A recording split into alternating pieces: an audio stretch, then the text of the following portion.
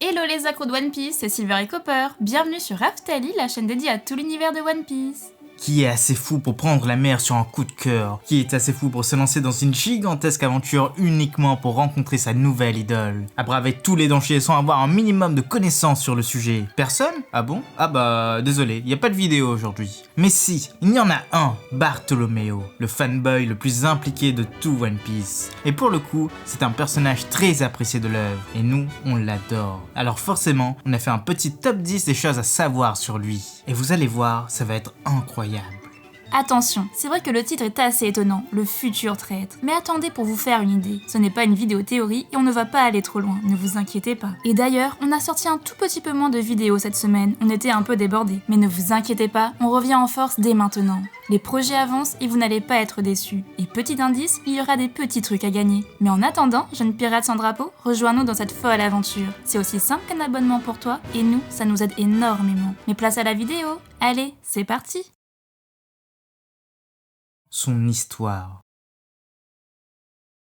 Bartolomeo est un pirate originaire d'East Blue. Et oui, il vient bien de la plus faible des mers, mais également la même que celle de Luffy. On ne sait pas grand chose de son enfance. En fait, on ne sait quasi rien. Oda a juste dévoilé que c'était déjà un enfant très turbulent à l'époque, voire même dangereux.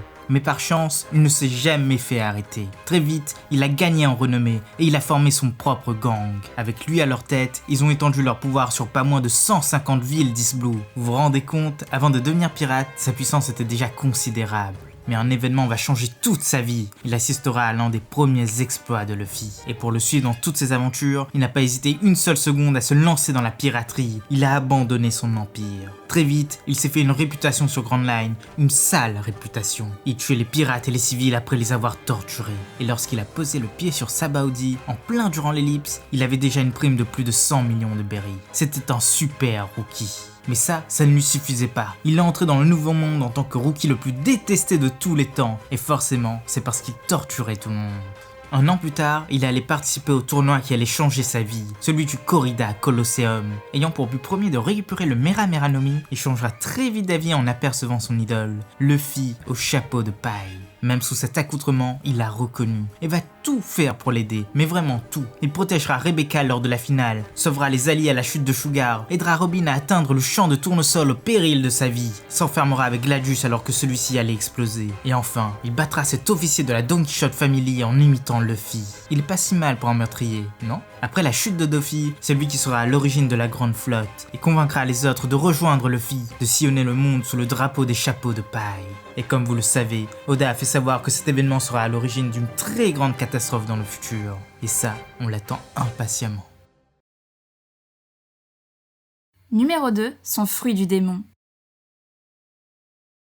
Bartolomeo a un fruit du démon, et c'est sans doute ça qui lui a permis de devenir aussi célèbre et aussi puissant. Et le sien, eh bien il est vraiment incroyable. C'est le Bari Bari no Mi ou le fruit de la barrière. Il lui suffit de croiser les doigts et hop, une barrière indestructible se crée et le protège. Il peut la manipuler à volonté, l'agrandir, changer sa forme et même l'utiliser pour autrui. Mais il y a forcément une limite de taille. Petit plus, ce fruit a une plus grande histoire que ça. On le voit une fois dans le passé, à Wano, et il était la propriété de Senmimaru, le vieil homme aveugle de la famille Kurozumi. Et avec ça, il a même réussi à arrêter Oden. C'est dire la puissance de ce fruit. On se demande bien comment il a pu arriver à East Blue en moins de 20 ans.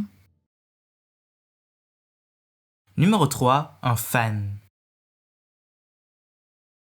Le plus grand fan de One Piece, eh bien c'est lui. Il se lève Mugiwara, s'endort Mugiwara, vit Mugiwara, il a même les Wanted officiels. Mais vous savez comment est née sa passion? Eh bien c'est à l'époque où il était à la tête d'une bande d'East Blue. Alors qu'il était sur Lockdown, sans doute en train de martyriser la population, il a été le témoin d'une étrange scène. Un jeune homme affublé d'un chapeau de paille avait escaladé l'échafaud de Gold Roger.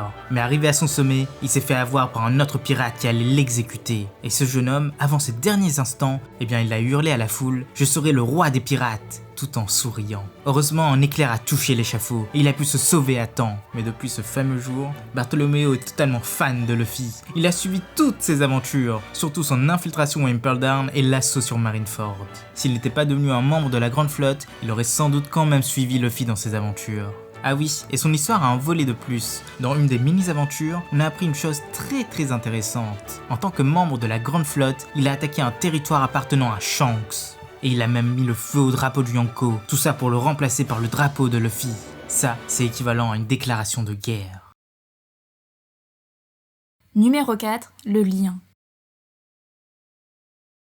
Outre le fait d'avoir attaqué Shanks, il a peut-être un lien avec un autre Yonko. On s'explique. Il y a deux choses qui nous intriguent beaucoup avec lui et son équipage. Le premier, c'est qu'il est l'utilisateur du Bari Barinomi, un fruit qui était sur Wano il y a quelques années de cela. Ce fruit était vraiment surpuissant, alors pourquoi Kaido l'aurait laissé filer? Soit, c'est bien vrai, le fruit du travesti aussi est sorti de Wano, donc ça peut paraître compréhensible. Mais la seconde chose, c'est ça. Vous le voyez? Le second de Barto. Eh bien, il a des marques qui ressemblent étrangement à ceux d'un utilisateur de Smile, exactement comme ceux qui avaient attaqué Zou. Ce tatouage n'est pas banal, et on ne pense pas que ce soit une mode très répandue dans One Piece. Alors, Oda nous cacherait-il quelque chose? Une sorte de trahison ou un lien entre cet équipage et celui de Kaido? Eh bien, seul l'avenir nous le dira. Numéro 5, un design changeant.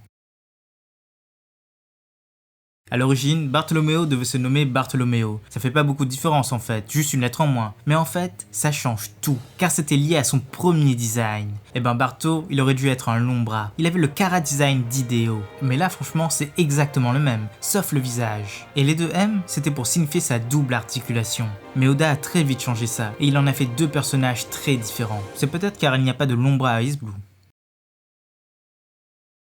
Numéro 6, l'emmerdeur. Comment dire? Eh bien, Barto, il aime bien agacer les autres, les insulter ou même les rabaisser. Il dit bien au public du Colosseum qui sont en train de le huer. Pas besoin d'être apprécié par des sous-merdes. Et il est l'un des seuls personnages à faire des doigts d'honneur. Petit plus, les croisements de doigts au Vietnam sont considérés comme des doigts d'honneur. Bien pensé quand même. Numéro 7, le chanceux. Outre son courage, ce personnage est très chanceux. Comme on l'a dit précédemment, il a commencé à sévir sur East Blue depuis son enfance, et il n'a jamais été attrapé, pas une seule fois durant sa longue carrière. Mais la plus grosse preuve de cette chance, c'est qu'il a traversé la première moitié de Grand Line et une bonne partie du Nouveau Monde sans aucun navigateur. Il y avait juste une petite vieille qui contactait pour demander des informations, mais celle-ci n'y connaissait rien non plus. Et ça, c'est vraiment de la folie. Quand on connaît tous les dangers qui y sont présents, eh bien c'est un signe de chance indéniable. Faut quand même se dire qu'il a fait tout ça pour avoir la chance de rencontrer son idole. Numéro 8, le cannibale.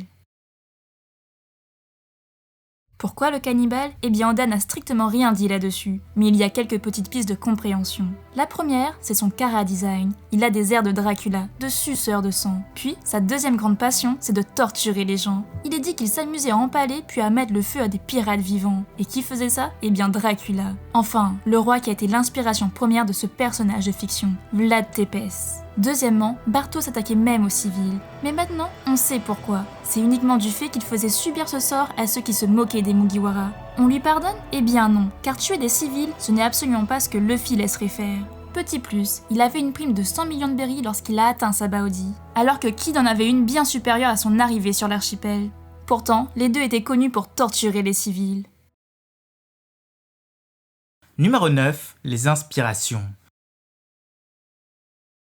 Au niveau des inspirations, Oda a fait les choses bien. En plus de Dracula, Vlad Tepes en fait, on a Bartolomeo le Portugais, un grand explorateur célèbre qui est connu pour avoir été le premier européen à avoir dépassé la corne de l'Afrique. Et la troisième inspiration, c'est Bartolomé de Las Casas, un prêtre connu pour avoir libéré des esclaves en Amérique du Sud. C'est peut-être un clin d'œil pour la suite de l'œuvre d'ailleurs. Numéro 10, les petites infos en vrac. Et enfin, voici les petites infos que vous adorez tous. Son bateau ressemble à ça, et l'arrière à ça. Sa prime a atteint les 200 millions de berries après les événements de Dressrosa. Sa nourriture préférée, ce sont les sucreries bon marché, et il déteste par-dessus tout les légumes. Et enfin pour ses hobbies, vous l'aurez deviné, c'est de rechercher les objets collector en lien avec les Mugiwara. Voilà, c'est déjà la fin de cette vidéo. On espère que ça vous a plu, et surtout, laissez-nous votre avis en commentaire. C'était Silver et Copper pour Aftalil. A bientôt les Acros de One Piece.